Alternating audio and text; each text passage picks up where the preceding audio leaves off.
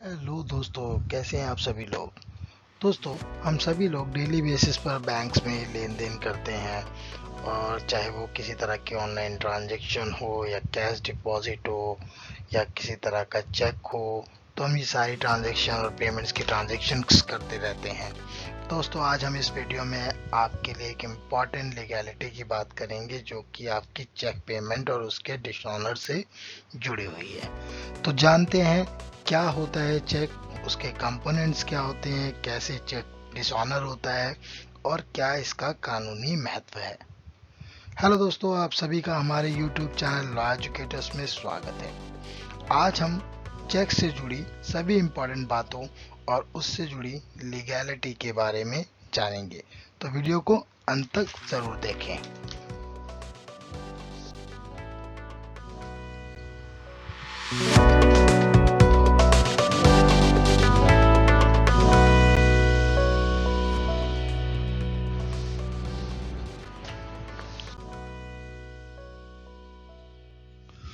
तो दोस्तों, topic start करने से पहले हमारा सभी व्यूवर्स से एक सवाल है, और हम चाहेंगे कि आप सभी इसका जवाब कमेंट बॉक्स में दें। तो सवाल है कि NI act, negotiable instrument act 1881 कब एनफोर्स हुआ था।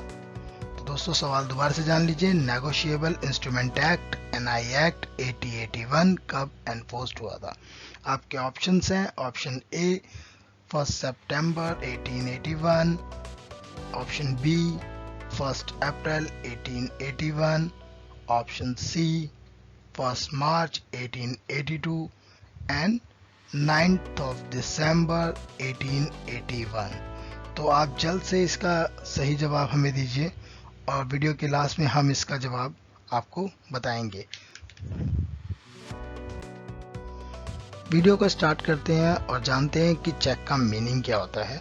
अ cheque is a negotiable instrument and bill of exchange which act as a written instruction to the bank to pay a certain amount of money from the drawer bank account to pay to whom the check is issued। तो एक negotiable instrument है, एक exchange of money है, जो कि एक return instruction देता है बैंक को कि जो सर्टेन अमाउंट है वो ड्रॉर के बैंक से अकाउंट को, जो अकाउंट है ड्रॉर का, उसके बैंक अकाउंट से पेई को, जो है जिसके नाम पे वो चेक इशू किया गया है, उसको दे दिया जाए। तो एक तरह का जो है इंस्ट्रूमेंट प्रोवाइड किया गया है, बिल ऑफ एक्सचेंज है, रिटर्न इंस्ट्रक्शन है बैंक को ड्रॉर के द्वारा कि जो उसके अकाउंट, बैंक अकाउंट का जो सर्टेन अमाउंट ऑफ मनी है वो पेई को जो है दिया जाए। उसको एक ऑथेंटिकेशन जो है वो चेक कहलाता है। आगे बढ़ते हैं दोस्तों, जानते हैं कि चेक की पार्टीज कौन कौन सी होती हैं। तो चेक के अंदर जो चेक देता है, जो चेक बनाता है, जैसे कि drawer is the person who draws the cheque and promise to pay a certain amount to another person. Drawer sign the cheque and order bank to pay the amount to another person. तो drawer वह व्यक्ति है जो check बनाता है और promise करता है कि ये सर्टेन पेमेंट है दूसरे पर्सन को देने के लिए, चेक को साइन करता है और बैंक को ऑर्डर करता है कि ये जो बैंक है दूसरे जो व्यक्ति है उसको इतना अमाउंट जो है पे कर दे। नेक्स्ट होता है drawee. Drawee is the bank in which a cheque is drawn by the drawer. तो ड्रॉई क्या हो गया? ड्रॉई आपका बैंक हो गया जिसको ये चेक ड्रॉ करने के, जो ड्रॉर ने जो चेक इशू किया है किसी पर्सन को, उस और बैंक को जो ऑर्डर दिया है, तो जो बैंक को ऑर्डर दिया है तो वो बैंक क्या हो गया? ड्रॉई हो गया, जो चेक को ड्रॉन कर रहा है। The drawee is directed by the drawer to pay the amount mention in the check.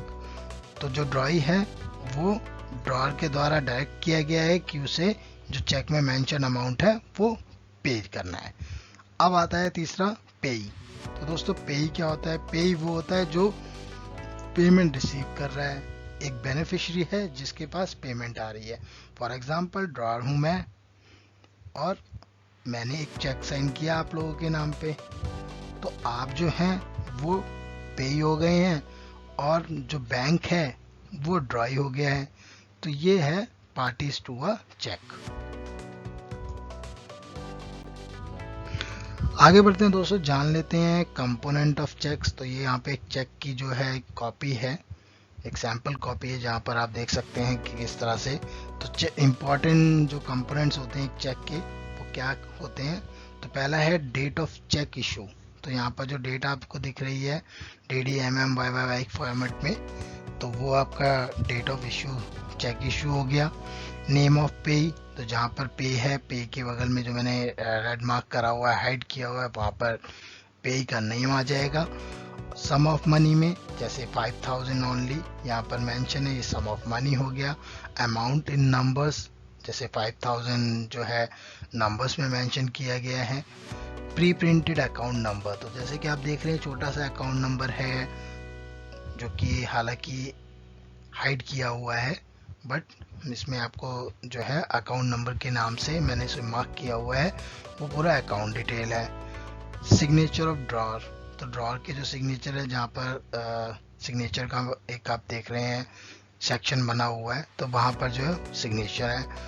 Pre printed check numbers, तो चेक नंबर्स दोस्तों जो फर्स्ट 6 डिजिट्स होती हैं वो चेक नंबर कराती हैं, जैसे जैसे इसमें पर्टिकुलर चेक में दिया हुआ है 950020 के, तो ये चेक नंबर हो गया। फिर उसके बाद आता है माइकर कोड। तो दोस्तों माइकर कोड नेक्स्ट टू चेक होता है, जो कि 6950002032 है, तो ये माइकर कोड है। तो दोस्तों ये सारे जो कंपोनेंट्स हैं वो इम्पोर्टेंट कंपोनेंट्स हैं जो चेक के ऊपर होते हैं। अब दोस्तों जान लेते हैं what is the timeline to present a cheque. अब एक चेक को प्रेजेंट करने की जो टाइमिंग्स होती हैं, टाइमलाइन होती है, तो कब तक वैलिडिटी होती है उसको जान लेते हैं। The validity of the cheque to be presented in the bank is 3 months to the date mention in the cheque in India. Earlier it was 6 months। तो जो भी डेट चेक के ऊपर मेंशन है उसकी 3 months की वैलिडिटी होती है बैंक में प्रेजेंट करने की। पहले जो था वो 6 महीने था, तो अगर 3 महीने के बाद डालेंगे तो वो स्टील चेक बन जाएगा। एक मतलब जो है वो चेक क्लियर नहीं होगा, उसकी कोई क्लियरेंस नहीं रहेगी, उसकी कोई वैलिडिटी नहीं रह पाएगी, तो वो स्टील चेक बन जाएगा। तो दोस्तों अब बात करते हैं कि डिसऑनर ऑफ चेक। अब चेक जो है वो कैसे बाउंस होता है, कैसे चेक का डिसऑनर होता है। तो bouncing of cheque is a situation in which a cheque is presented to the bank and it cannot be processed honored due to several reasons। अब बाउंसिंग चेक वो होते हैं जो कि ऐसी सिचुएशन जहां पर चेक जो है प्रेजेंट किया जाता है बैंक पे और वो प्रोसेस नहीं होता, ऑनर्ड नहीं होता। उसमें सेवरल रीजंस इन्वॉल्व होते हैं, या तो जो इशूअर है, ड्रॉअर है, उसके अकाउंट में सफिशिएंट फंड नहीं है, जो कि प्राइमरी रीजन है बाउंस चेक का। अब bounce cheque is also known as dishonour cheque और बैड चेक। तो डिसऑनर ऑफ चेक जो है, यदि कोई चेक जो है ड्रॉअर ने जो है अपने बैंक अकाउंट में से एक चेक काट के दिया, ठीक है, और वो चेक जाकर मैंने अकाउंट पे लगाया, but due to insufficient fund in the drawer's account वो जो है चेक वो प्रोसेस नहीं होगा, ऑनर्ड नहीं होगा, तो वो चेक बाउंस चेक हो जाएगा। उसके रीजंस क्या क्या होते हैं बाउंसिंग, चेक बाउंसिंग के? जो चेक बाउंसिंग के जो रीजंस है वो है, पहला insufficient funds in the account of issuer, signature mismatch of the drawer का जो सिग्नेचर्स है वो मिसमैच हो रहे हैं, mistakes in the date of cheque, तो चेक के ऊपर जो डेट्स हैं उसमें मिस्टेक्स हैं, या किसी तरह की ओवर राइटिंग चेक के ऊपर। तो ये सारी जो रीजंस हैं उसकी वजह से जो है चेक बाउंस हो जाता है। आगे जान लेते हैं कि अगर कोई आपको चेक देता है और वो चेक आप लगाते हैं अपने अकाउंट में और वो चेक बाउंस हो जाता है, तो उसमें जो ड्रॉअर है जिन्होंने आपको चेक इशू किया है उसको ऊपर क्या पेनल्टीज लगेंगी।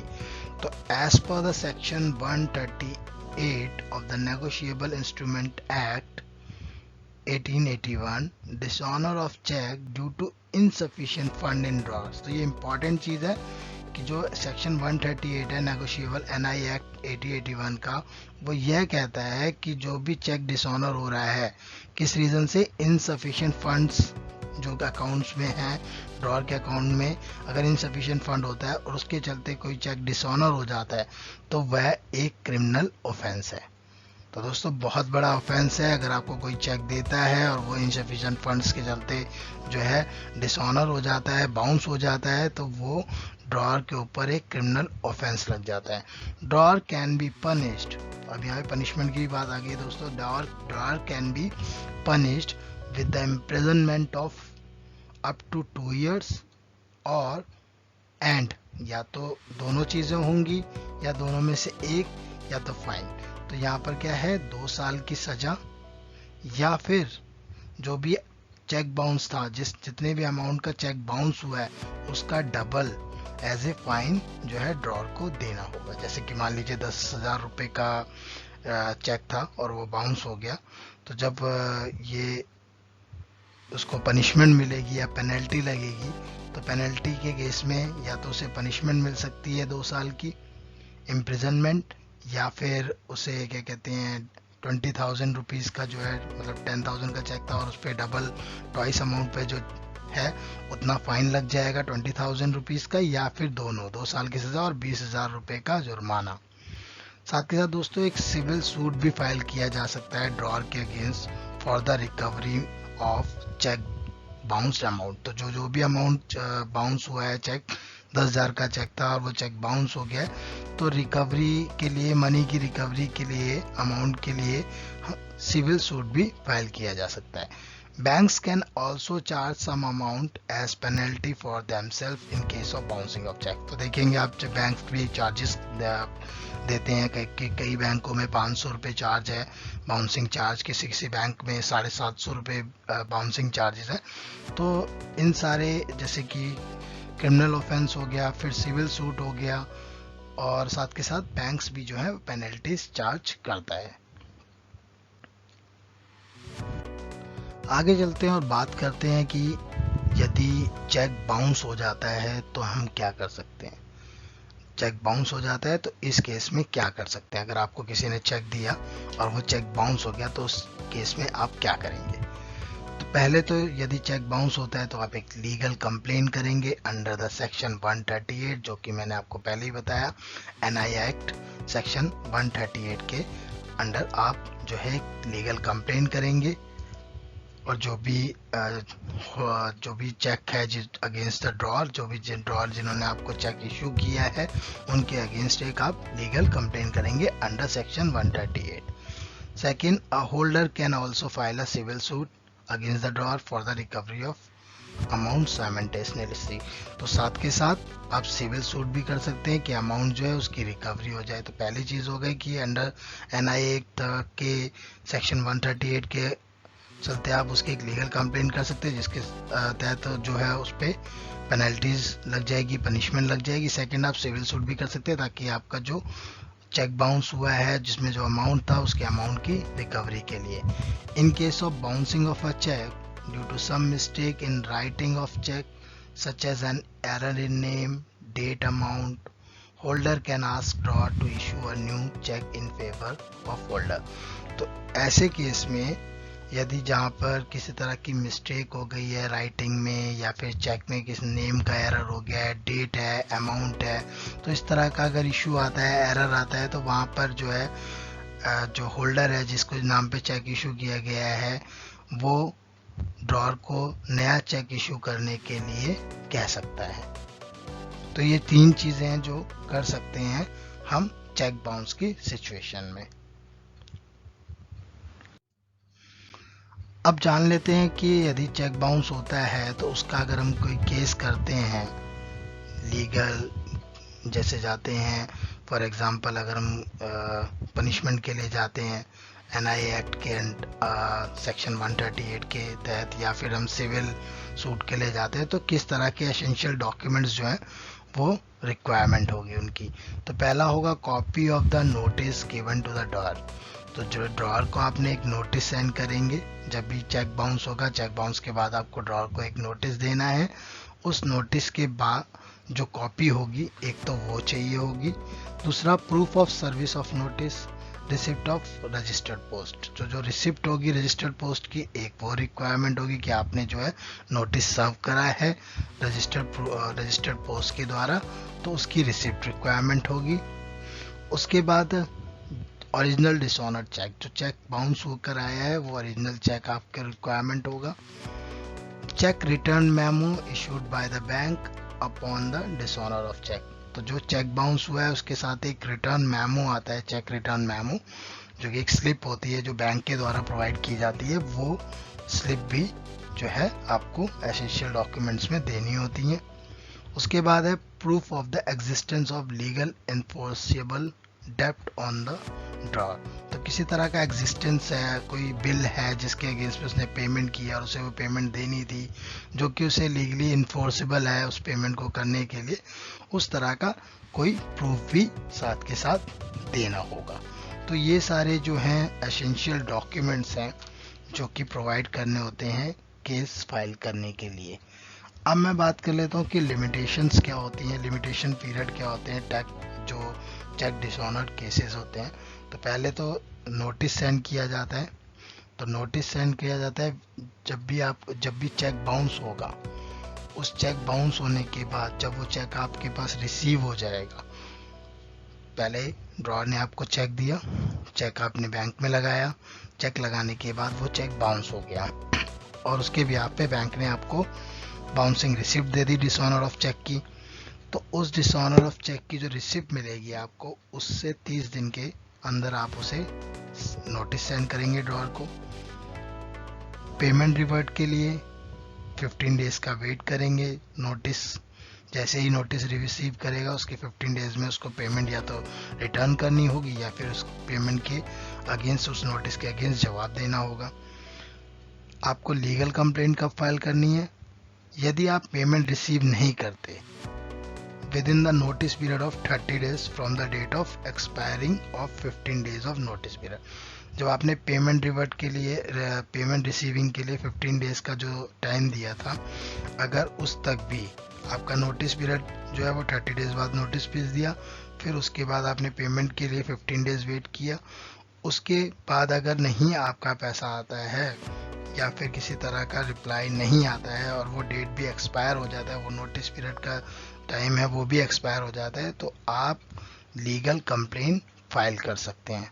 लीगल कंप्लेंट फाइल करने के लिए आपको जो जुरिस्डिक्शन होगी, जहां पर as per section 142 subsection 2A of the NI Act, the court within whose branch of the bank where payee maintains all accounts situated, तो जो भी आपका, जैसे फॉर एग्जांपल ड्रॉअर ने आपको चेक दिया और आप दिल्ली में रहते हैं, तो आप अपनी दिल्ली जहाँ पर आपकी सारी ब्रांच है, बैंक आपका सिचुएटेड है और आपका अकाउंट भी सिचुएटेड है, तो उस दिल्ली ही उस पर्टिकुलर केस की जुरिस्डिक्शन होगी। तो आप दिल्ली में ही इस केस के रिगार्डिंग जो लीगल कंप्लेंट है, जो लीगल फाइलिंग है, वो कर सकते हैं।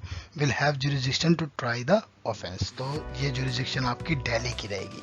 किसी ने आपको चेक दिया है तो चेक का आपके नाम पे दिया है और आपकी सारी जो ब्रांच है बैंक की वो दिल्ली सिचुएटेड है और आपका अकाउंट भी दिल्ली में ही आप मेंटेन कर रहे हैं, तो उस सिचुएशन में दिल्ली में ही जो है आपका जुरिस्डिक्शन ऑफ कोर्ट होगा। कोर्ट फीस कोई यूनिफॉर्म फीस नहीं है, कोई प्रोविज़न नहीं है, जो कि अलग अलग स्टेट्स में अलग अलग फीस है। तो इंडिया में ऐसा कोई पर्टिकुलर यूनिफॉर्म प्रोविज़न नहीं बनाया गया है फीस को लेकर, कोर्ट फीस को लेकर। अब बात कर लेते हैं जो चेक बाउंसिंग के जो केसेस होते हैं उसमें पनिशमेंट क्या होती है। तो ड्रॉअर है या फिर जो signatory of the dishonoured cheque है, जिसने जो चेक दिया था बाउंस हो गया और जो जिसने उसे साइन किया है, उसके अगेंस्ट जो है क्रिमिनल पेनल्टीज लगती है, जहाँ पर मैक्सिमम 2 साल की सज़ा होगी या फिर जो भी चेक का अमाउंट होगा वो ट्वाइस उसे पे करना होगा, फाइन एज ए फाइन, या फिर दोनों, 2 साल की सज़ा भी और twice of the amount of the cheque. तो ये जो है पनिशमेंट है चेक बाउंसिंग की। तो दोस्तों बहुत इंपॉर्टेंट है इसे जानना आपको कि यदि आपका चेक आप किसी को दे रहे हैं या फिर आपको किसी ने चेक दिया है, तो उस केस में जो पनिशमेंट है, जो क्रिमिनल, एक तरह का क्रिमिनल ऑफेंस है और वो क्रिमिनल पेनल्टीज के अंतर्गत 2 साल की सज़ा और डबल ऑफ द अमाउंट पे करना पड़ सकता है एज ए फाइन, या फिर दोनों चीज़ें जो एज ए पनिशमेंट भी आपको मिलेगी और जो अमाउंट है वो भी आपको डबल पे करना होगा। तो इस तरह का जो है प्रावधान दिया गया है यदि चेक बाउंस होता है तो दोस्तों अब बात कर लेते हैं circumstances where cheque bounce is not an offence. तो पहले हमने बात की थी कि चेक अगर बाउंस हो जाता है इनसफिशिएंट फंड के चलते हुए तो वो एक क्रिमिनल ऑफेंस है, जिसके चलते जो है आपके ऊपर पनिशमेंट भी किया जा सकती है। आपको पनिशमेंट एज ए इम्प्रिजनमेंट भी हो सकती है, एज ए फाइन भी आपको पे करना पड़ सकता है, या फिर दोनों चीज़ें। तो एक तरह का क्रिमिनल ऑफेंस बताया गया था as per section 138 negotiable instrument act. तो अब ऐसे भी कुछ सर्कमस्टांसेस है जहाँ पर चेक बाउंस जो है वो ऑफेंस नहीं है, तो जहाँ पर आपका बचाव हो सकता है। वो रीजंस मैं आपके साथ, वो सर्कमस्टांसेस आपके साथ इस स्लाइड में कवर करूँगा। पहला जो है सर्कमस्टांसेस जहाँ पर चेक अगर इशू किया गया है और किसी तरह की चेक इशू करने की कोई लीगल लायबिलिटी नहीं है। फॉर एग्जांपल किसी ने आपको एडवांस पेमेंट के लिए चेक दिया है और वो चेक बाउंस हो जाता है, तो किसी तरह का चेक बाउंसिंग का ऑफेंस नहीं लगेगा। चेक इशू किया गया था, उसमें कोई लीगल लायबिलिटी नहीं थी, कोई उसको आपको पैसा नहीं देना हुआ था, तो उस केस में जो है कोई ऑफेंस नहीं होगा। या फिर चेक का जो नेचर है वो किसी तरह की सिक्योरिटी चेक है, तो सिक्योरिटी चेक के केसेस में भी जो है चेक बाउंसिंग कोई ऑफेंस नहीं कहलाएगा। या फिर किसी तरह का जो न्यूमेरिक फिगर्स हैं और जो अमाउंट रिटर्न इन वर्ड्स हैं, जो वर्ड्स में अमाउंट लिखा हुआ है उनमें जो है किसी तरह का मिसमैच आ रहा है और वो मैच नहीं कर रहे हैं। कहीं 50,000 लिखा है बट अगर न्यूमेरिक में बात करें तो वहाँ पर 5000 मेंशन है, 3 जीरो ही लगे हैं 5 के पीछे, तो उस सिचुएशन में भी ये एक न्यूमेरिक मिसमैच है, तो उसके चलते हुए भी अगर चेक बाउंस हो जाता है तो वो किसी प्रकार का ऑफेंस नहीं है। या फिर आपने किसी को चेक दिया और उसमें ओवर राइटिंग हो गई, ओवर राइटिंग के चलते आपको दोबारा से उसे अटेस्ट करना होगा, बट अगर आप अटेस्ट नहीं करते हो, सामने वाली पार्टी उसको चेक को लगा देती है बैंक में और उस केस में चेक बाउंस हो जाता है, तो वो किस तरह का ऑफेंस नहीं कराएगा, क्योंकि उसमें कोई क्रिमिनल लायबिलिटी नहीं थी, क्योंकि आप ऑल्ट्रेशन था, कुछ कमी थी चेक में, तो जो पेई है उसे ड्रॉर का अटेस्टेशन ले लेना चाहिए था।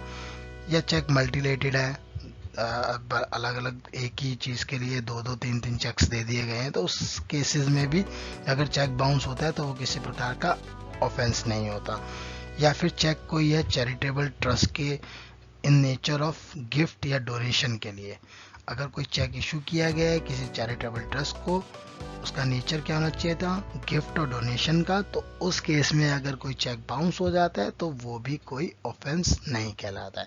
तो दोस्तों ये सारा जो मैंने आपको इस स्लाइड में बताया कि पहले तो चेक का मीनिंग क्या होता है, और उसके बाद फिर मैंने आपको इस वीडियो में बताया कि चेक से जो कंपोनेंट्स होते हैं वो कौन कौन से होते हैं, चेक के लिमिटेशंस क्या क्या होती हैं, लीगल लायबिलिटीज़ क्या होती हैं, और चेक के अगर बाउंस हो जाता है, डिसऑनर हो जाता है, तो उसमें कौन कौन से जो है एक्ट है वो जुड़ जाते हैं, जैसे कि नेगोशिएबल इंस्ट्रूमेंट एक्ट, जिसके सेक्शन 138 में जो बताया गया क्रिमिनल ऑफेंस है अगर इनसफिशिएंट फंड के चलते कोई चेक बाउंस हो जाता है या चेक डिसऑनर हो जाता है, तो उस केस में कौन कौन से डॉक्यूमेंट्स जो है केस फाइल करने के लिए चाहिए होते हैं, कैसे नोटिस भेजना है। तो ये सारी चीज़ें मैंने इस वीडियो में कवर की हैं, और आपको साथ में ये भी बताया है कि किन किन सर्कमस्टांसेस में अगर चेक बाउंस होता है तो आपके ऊपर कोई ऑफेंस, क्रिमिनल ऑफेंस नहीं लगेगा और आपके कोई पनिशमेंट नहीं लगेगी।